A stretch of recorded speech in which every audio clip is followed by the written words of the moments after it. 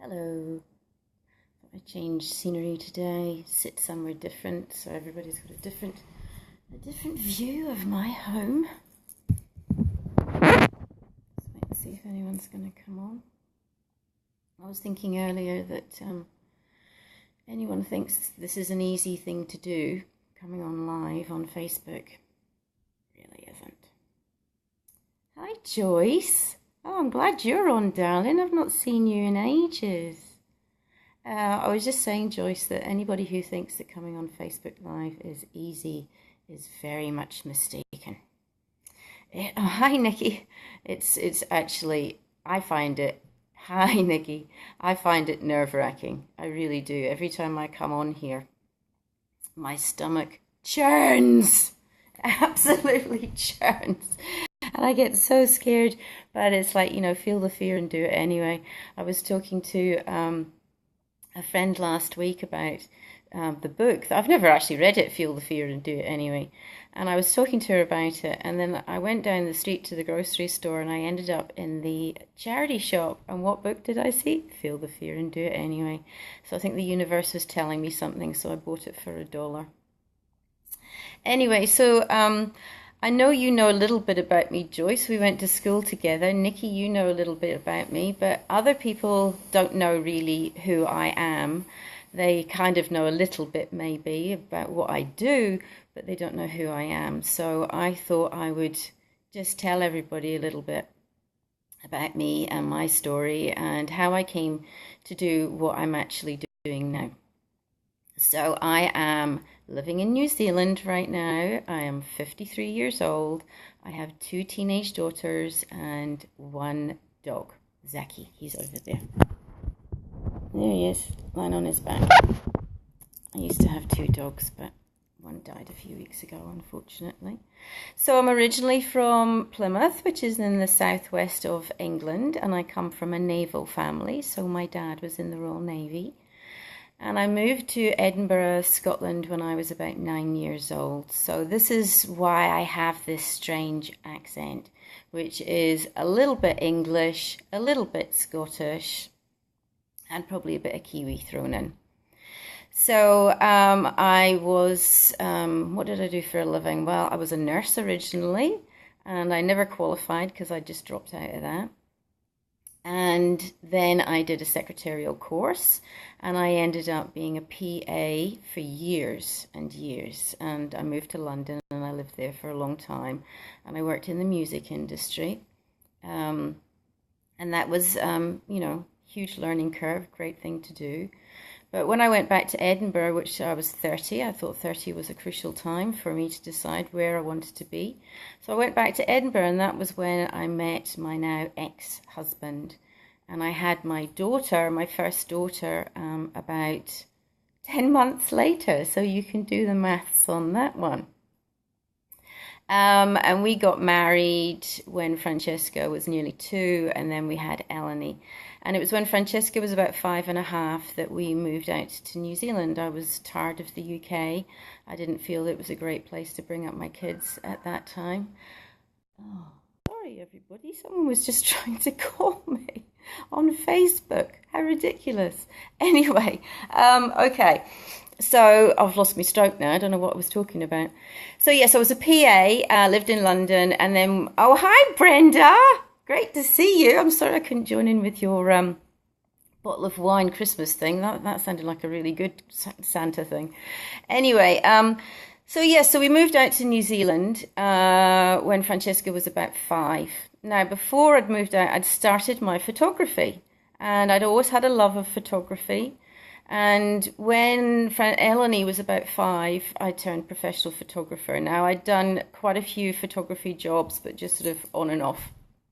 And I turned professional photographer when Eleni was 5 and went to school. And I never wanted to be a commercial or corporate photographer, but that was what I ended up in. I landed in it. And just like secretarial and PA work, it wasn't for me. I hated being a PA because I was stuck inside all day. I always felt like a caged bird. And then when I ended up doing, a job that I thought I would really love, which was my photography, I ended up taking pictures of, cereal packets and head and shoulders of men in suits. And I really didn't enjoy it at all. In fact, I hated it.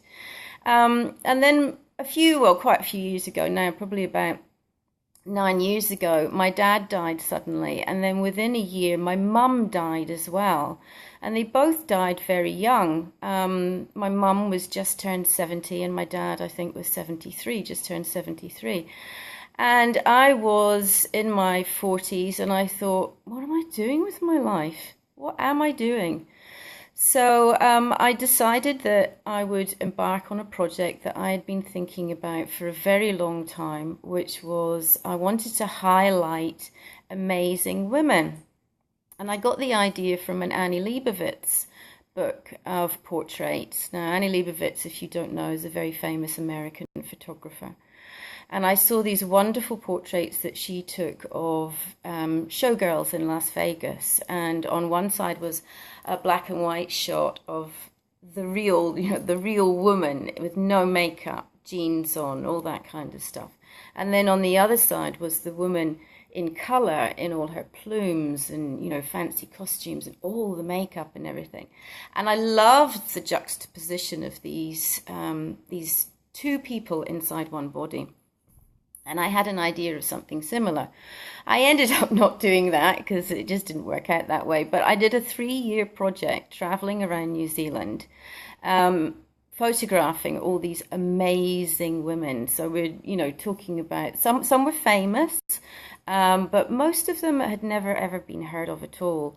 Like, for example, there was one woman who walked to the South Pole with a team of women, some of whom had never even seen snow, and they went unguided and walked to the South Pole. Now, she was famous in New Zealand for about 5 minutes when she did it. She was on the news. I remember seeing it myself. But, what an amazing thing to do. So I highlighted all these amazing women and I wrote their stories and I wrote a book. And unfortunately, the book never got published. People liked it, but they didn't want to put the money in it because photography books are very, very expensive to put together. So, but I did end up with an exhibition, and once again, the universe worked for me. I mentioned it to someone saying, I can't get anywhere to put my work on. And they just happened to meet somebody that night who could point me in the right direction. So I ended up with a stint at the New Zealand Portrait Gallery. And that was huge, to an unknown photographer going into the New Zealand Portrait Gallery, taking over the whole gallery for like 3 months. And they'd never before had an exhibition in there by a woman that was all about women.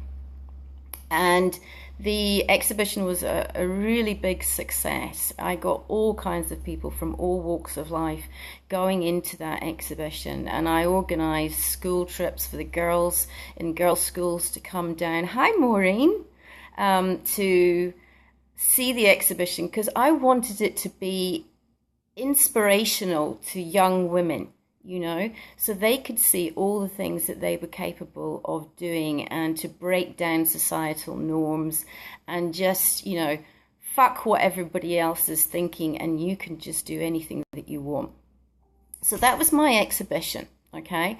That then toured the country, New Zealand, for 2 years and everybody loved it, but nobody bought it. Nobody wanted to buy the images. They loved them. They were very theatrical, very fun. Some were very serious, but nobody would buy it. So I spent a lot of money over the space of 4 years and really didn't earn any. And whilst my exhibition was on, I started another project about people with tattoos in New Zealand, and these shoots were just getting more and more outlandish. They were getting bigger and bigger and costing more and more money, and I eventually realized that I just couldn't keep doing it. I think it was Byron that said once that you have to be rich to be an artist, and I do believe that because it's nigh impossible to earn a living unless somehow you get really, really famous and anybody will buy anything that you do. I just need a wee sip of my vitamin C. So that was my exhibition, right? So I gave up my photography. It was a really, really hard thing for me to do. It was like somebody had died when I gave up my photography. I felt like a part of me had died. I had done it for so long. And the exhibition and the work that I'd done, it was like I'd finally found my voice in my photography, and I loved what I did. It was like going out to play every day, but you can't go out to play with no money. So I had to give it up, and I wasn't going to go back to doing the photography that I'd done before. And I was stuck there thinking, what the hell am I going to do? Hello, Carla. Nice to see you. And I really didn't know. So I had this idea, I'll be an ambulance driver. Well, no, that didn't work out either. I wasn't big enough and strong enough to be an ambulance driver. No matter how big and strong I thought I was, I wasn't. So, but let me just backtrack very, very slightly, okay? So in my 40s, that was when I'd moved to New Zealand. That was when I started to put on weight, okay? I knew nothing about perimenopause. Menopause to me was a word that I associated with being over 50 when you had no periods. I was completely ignorant about these things. You know, and of course, perimenopause, as I know now, you know, and I teach everybody else, can begin around the age of 35. But I hadn't a clue. So I'd started to put on weight. And then as time was going on, I was getting horrendous mood swings. I was getting night sweats. I felt so shit about myself. It was incredible. I ended up being about 12 kgs overweight. Now, I'm only just under 5 foot tall, so I'm not a big person. Now, I printed this off earlier to show you. So this was me. Hi, Mitzi. So this is me the year before I started to lose weight. This was on holiday in Rarotonga. So that's me there. I had nice, big, fat tits. It was good having the tits. I would have liked to have kept those, but I didn't. So that was me sitting in a kayak, covering up my rolls of flab with the paddle to have my photograph taken. And I felt horrible about myself. I was consumed constantly with how I felt I looked. Are you laughing at my picture, Brenda? You know, I thought, you know, I was old, I was frumpy, I was fat, and the physical symptoms were horrible as well. You know, my periods were coming like every 2 weeks. Big fat tits. Yes, Mitzi. So my periods were like coming every 2 weeks, and they were incredibly heavy. And so I had all these different, hi, Abby, all these different symptoms that were really taking over my life. And I remember going into shops, clothes shopping, and I would be trying to find clothes that would cover up the bits of me that I didn't like. Now, I wasn't obese by any means, you know, but I was not happy. Hi, Abby. No, I know what you mean, Mitzi. I know what you mean, darling. I wasn't happy. I was really miserable with how I felt about myself, right? And I knew that I was unhealthy as well. I was so unfit. When I went out to walk the dogs, right, there would be just a really small incline. I'm not talking a hill like I climb now or small mountains like I climb now. I'm talking an incline. And I could hardly drag myself up it. And I remember at times I used to get the dogs. I'd say, come here, come here, come here. I'd put their leads on and I'd get them to drag me up, really what I think is nothing these days, because I found it so hard to do. I mean, I used to laugh at people going to the gym. I used to say, what on earth are you going to the gym for? That's ridiculous. That's so boring. Why are you going to go running on a treadmill and lifting weights right around? So I was very proud of the fact that the most exercise I ever got was walking from the front door to the car. And I still talk about that when I do my talks today. And there were times I'd go out and walk the dogs and I'd try and drive the car with them walking beside the car. That's how bad I was. You know, I just didn't want to exercise and I had no energy for exercise. But it was when my one of my photos from my exhibition, prior to my exhibition, I should say, was accepted into a really big exhibition in the States. And I went to San Diego. It was the Art of Photography show, and I think that was 2011. And I was, you know, once again trying to find something to wear that would cover up my bulges, and I just felt crap about myself. But, you know, being the media whore that I am, and I was in those days as well as I am now, full of my own blatant self-promotion. Hi, Danielle, Diane, lovely to see you. I rung up the newspapers and I said, look what I'm doing. I'm going to San Diego because blah, blah, blah. And I thought it would be, you know, great advertising for my project.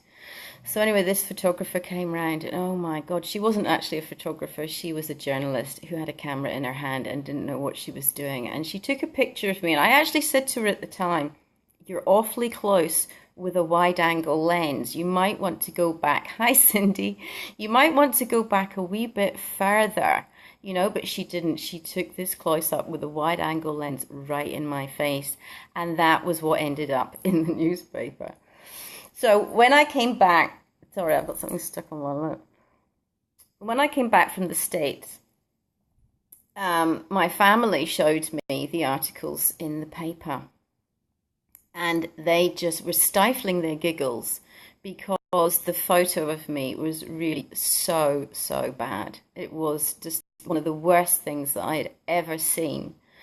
So until that point, you know, I'd complained and moaned and done nothing about my weight or how I felt. Nothing. And then when I saw that photograph, that was the straw that broke the camel's back. And I said, screw this shit and feeling like this shit. I am going to finally do something about it. And the very next day, and I mean the very next day, I went to the gym and I joined the gym. And I never looked back. And I started going to the gym literally, practically every single flipping day. I was like this. I had blinkers on. It was like, I am going to lose this fucking weight, you know? And I wasn't really happy with the way that I looked in the gym. And I didn't know what I was doing in the gym. So I got myself a personal trainer. And he gave me a program. And I just kept doing it all the time. And at the same time, I realized I had to change the way that I ate. Now, I used to look at my food and think, I eat really well. I eat a healthy diet. Well, I didn't. You know, it's like when people come to me now and they go, oh, I eat really healthy. You know, and I go, okay, well, you just keep a diary for a few days and then we can look at it together.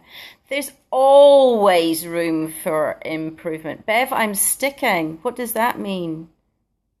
Bev, you're sticking. I don't get it. What does that mean? Anyway, what was I saying? Yes. So, you know, there's always room for improvement in your diet. And I had no idea about balancing hormones. I didn't know what was going on in my body. So, you know, I just learned and learned and learned. And I've spent a lot of money on courses and all kinds of things. So I suppose, you know, what I'm trying to get to with the point of my story and say why it matters is because I know there's heaps of women out there who are going through exactly the same that I went through. Okay, and they don't know what to do about it. They go to the doctors. The doctor goes, well, you can go on HRT.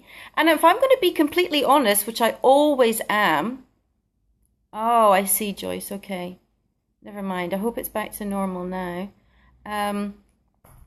Yeah, so when I was overweight, right, and I had these terrible periods, I went to the doctor and I said, what can I do? I heard, you know, a friend, oh, you're sticking now, Mitzi. Oh, no, never mind. Anyway, so I had an IUD fitted. It was a Mirena coil. And that settled down my periods. I have mentioned this in one of my previous lives. So I didn't have those terrible periods with, all that bleeding like every 2 weeks. So I was feeling a lot better that way. But the mood swings, I was still wanting to stab people. I was still feeling like I wanted literally to kill myself on a regular basis, and that life was not worth living. And I thought, this isn't really who I am. This isn't me, So the doctor then referred me to the menopause clinic, and they put me on HRT, and everything then just balanced. It balanced beautifully. And I was on that for 5 years. So when I went through my weight loss process, I didn't have to think about balancing my hormones. Of course, being overweight, not exercising, all those things were exacerbating all my symptoms, and I had no idea. But this is what I teach people now. So when I gave up my photography, I became a personal trainer. And the reason why was not just because I loved the gym. I knew that there was, hi Jenny, there was lots and lots of people out there that I could help. And that's how I still feel now, But because at that point in time, my emphasis was on the gym and a wee bit of nutrition for these clients, I realized after a while that I wasn't getting in there and changing the things fundamentally that they needed to change. I couldn't help them enough. There was a war cry at City Fitness, and Abby, if you're watching this, I don't know whether they still say it, but one of the guys used to walk around all the time going, we're changing lives, and I think, no, we're not, generally. Yeah, good, Brenda. Yeah, if you need HRT and you think it's the right thing for you, then I am never one to say don't go on HRT. Never. But yeah, so they used to walk around, going, we're changing lives. But it was only like the odd person here and there that we could fundamentally change their lives. Because most people in there didn't know what they were doing when it came to exercise. Everybody thinks when you put on weight, you've got to go exercising. It's the magic bullet. Well, actually, no, it's not, right? There's so many things that go into balancing your hormones. So that's why with all my clients now, I start with food, because it's fundamental in balancing your hormones, right? So once you can balance your insulin levels with how you eat, then all the other hormones start balancing out. And that's then when you can start addressing other parts of your life that need addressing. Getting into the exercise, looking at what's happening with your sleep, looking at stress reduction. Okay, so I've learned so much over the years since this, right? I've changed dramatically. All right, the way that I eat now there's nothing faddish about what I do or what I teach my clients. Nothing at all. I'll still have a piece of cake occasionally. I'll still eat pizza. I'll still have my glasses of wine. But it's not like I used to do it. I mean, I used to drink wine every flipping night. Like 2 or 3 glasses a night. And that's so fattening. It disturbs your sleep. It imbalances your hormones. It gives you less energy. So when you do try and exercise, you feel crap. So, things have changed quite a lot for me.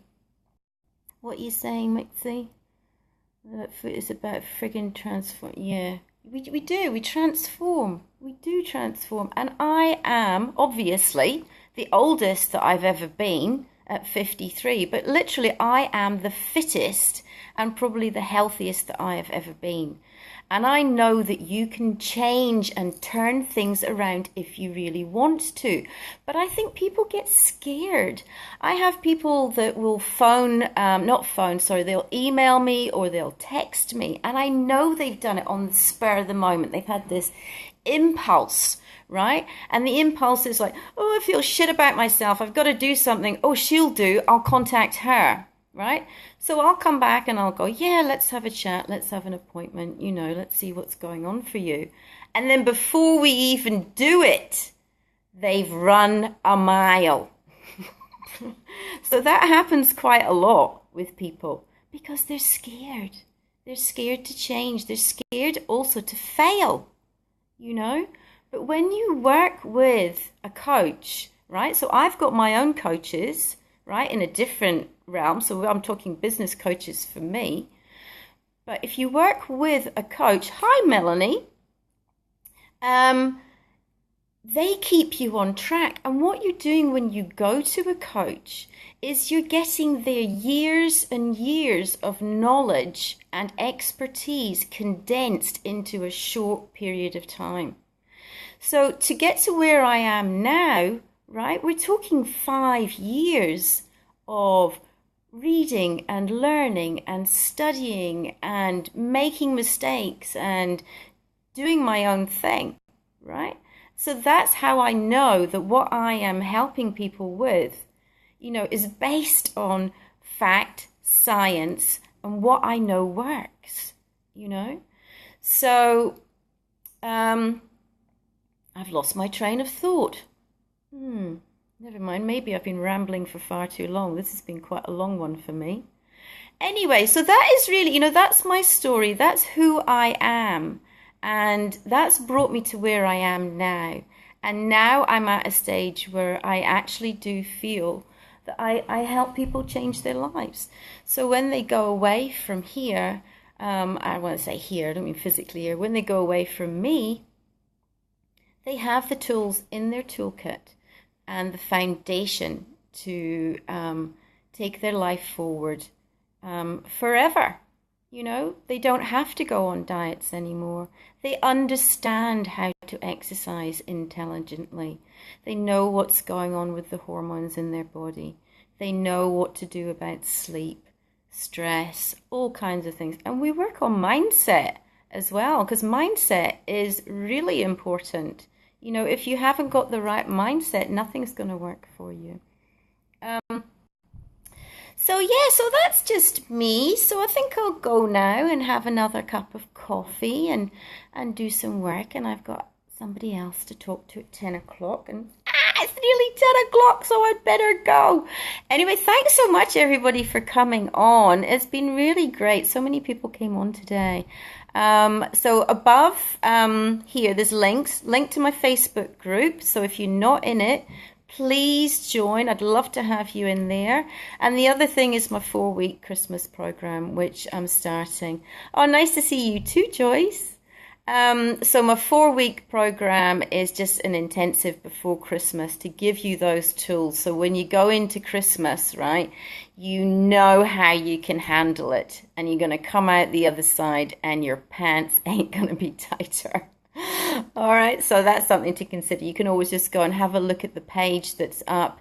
If it's something that you don't think is for you, but you think somebody else might like it, you could always just share it. And if you think this video is going to be of any help to anybody, then please share it too. So lots of love to you all, and I shall see you again soon. Bye-bye.